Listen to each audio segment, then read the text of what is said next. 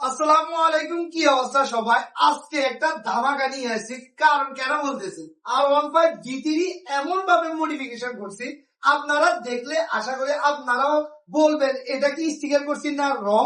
প্রথম কথা হচ্ছে গাড়িটি স্টিকার করি, কাস্টমারটি কালকে আমাদের শপে আসে এরকম একটা স্টিকার ডিজাইন চয়েস করে সেম টু সেম করে দেওয়ার জন্য। আলহামদুলিল্লাহ আমরা কিন্তু অলওয়েজ ইউনিক ইউনিক মডিফিকেশন গুলো করি। আর আজকের বাইকটি কেমন ইউনিক করছি ফুল ভিডিওটি দেখতে থাকুন, কিভাবে কেমন বা কেমন লুক দিছি। যেমন এই যে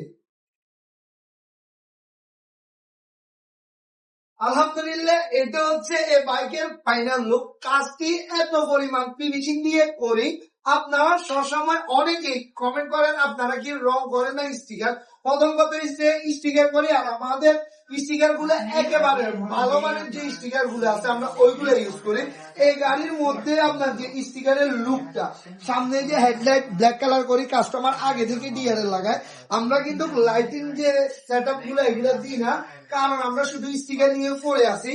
আমাদের লাইটিং সেট আপ গুলো একেবারে খুবই আগে করতাম, এখন অফ করে দিছি। অনেকেই দোকানে আসি বলেন যে ভাই এগুলা শুরু করেন। প্রথম কথা হচ্ছে ভাই আমার কথা, সবাই অনেক রকম কাজ করে, তো আমি স্টিকার নিয়ে কাজ করতে আমার কাছে ভালো লাগে। এই কারণে কুমিল্লা থেকে, চাঁদপুর থেকে, চট্টগ্রাম থেকে, অনেক দূর থেকে ভাই বাজার চলে আসে আমার সঙ্গে স্টিকার করানোর জন্য। শুধু স্টিকারের কাজই আমি করি। তো আজকের গাড়িটির লুকটি কেমন হয়েছে আপনারা ভিডিওর কমেন্ট বক্সে জানাবেন।